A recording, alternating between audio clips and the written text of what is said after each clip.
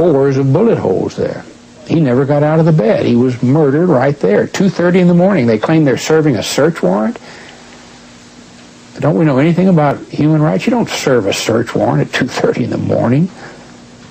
You don't come crashing in with guns blazing and kill people who sleep in their beds in the United States of America, or do you? In essence, was an assassination authorized by the FBI, or sanctioned by the FBI.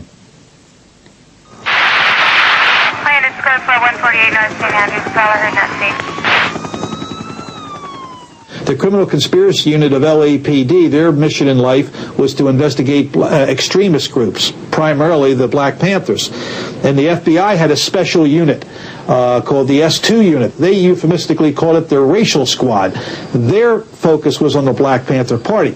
So the FBI's racial squad and the LAPD's criminal conspiracy section worked literally hand in hand in bringing down the LA Black Panther Party and its leadership, Pratt in particular. When Bunchy Carter and John Huggins had been assassinated, Pratt became the leader of the Panthers, and now the FBI had to get rid of Pratt. Geronimo Pratt was a Vietnam veteran. He'd been a paratrooper and won many medals in Vietnam, including a Purple Heart. He trained all the Panthers in Los Angeles on how to defend the office against attack. He was the defense minister. So he was clearly somebody that the FBI was out to neutralize. December 8th, 1969, Los Angeles, Special Weapons and Tactics. Criminal Conspiracy Section, LAPD, FBI.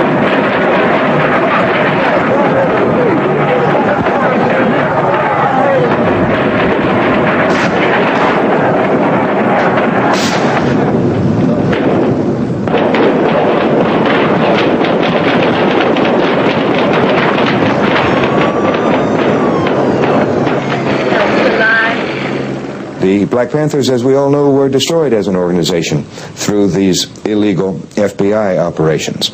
And certainly the CIA violated the privacy and the rights of thousands upon thousands of Americans through the illegal operations which they agreed to do under Richard Helms as director.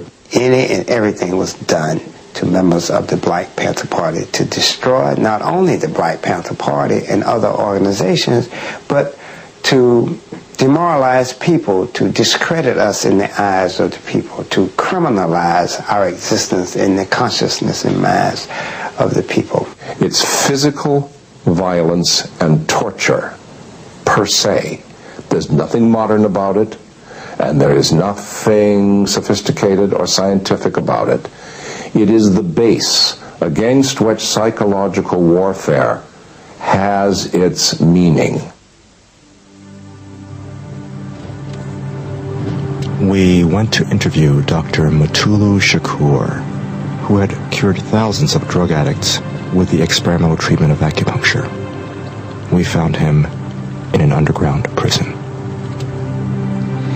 The Black Liberation Movement in 1969 lost something like 43 people were killed, and something like 785 people were arrested and put in prison. In any other country with the population that New African people represent, in any other country in the world, that would be considered war. We went to interview Mumia Abu-Jamal, the Peabody Award-winning journalist. We found him awaiting execution on death row. In essence, when one looks at the aims and objectives of the federal government through the FBI, by way of the COINTELPRO program, what one really sees is a war against Black America, a war against any, in the words of the files, in fact, the emergence of a Black Messiah who could lead Black America.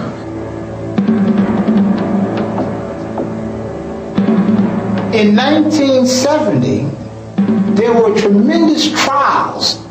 The United States government began to try to sweep up all of the leftovers of the 60s into these major conspiracies.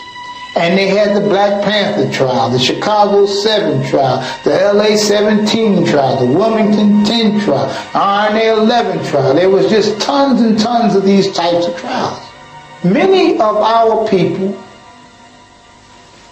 went to the wayside psychologically, emotionally, and physically.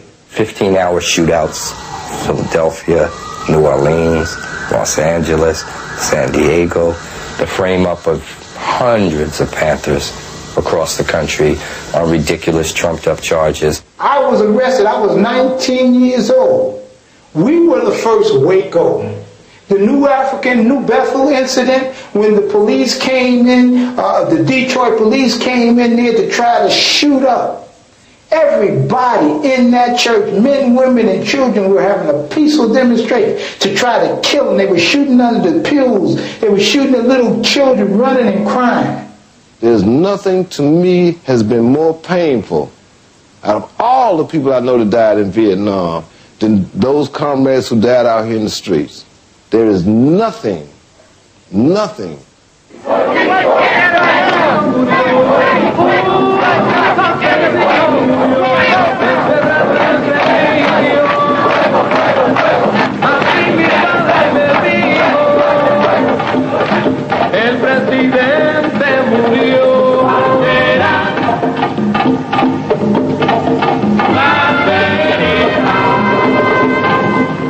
1970, my good friend Julio Rodin of the Young Lords Party was killed in the New York prison called the Tombs. If they were doing it in Vietnam and it was perfectly legitimate to go out and kill as many Vietnamese as one could, or Viet Cong as one could, then why not kill enemies in the United States? Today, a judge set Newton free on $50,000 bond to await a new trial. Newton's last trial and manslaughter conviction were overturned by a higher court this year, so now he'll be tried again. And in the meantime, he is out on bail. He is back on the street.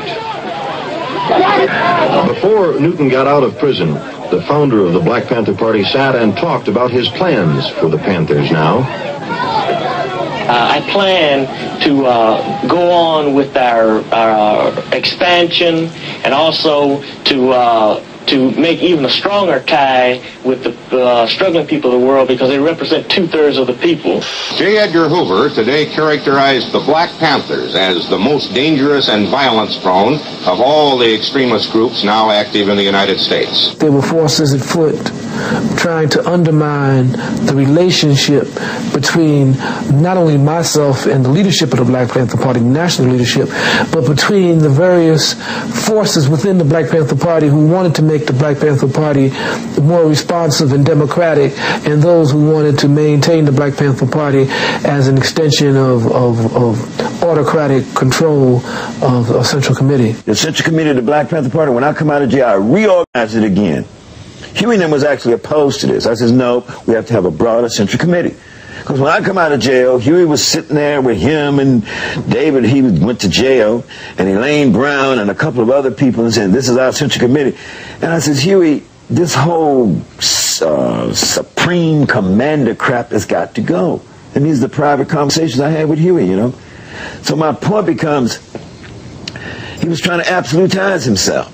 We had felt that all the contradiction that was happening between David Head and all the other people in the party, the central leadership and the breakdown in centralism and all of that, would be resolved when Huey came home. When Huey came out, Geronimo remained a member of the Central Committee. For whatever reason, Huey, after he got out of jail, he wanted to have the total control of the party, but the way the party was set up with the Central Committee, that was impossible. Geronimo, being one of the strongest personalities on the Central Committee, just had to be eliminated. It was around this time that Elmer Geronimo Pratt was captured and branded as a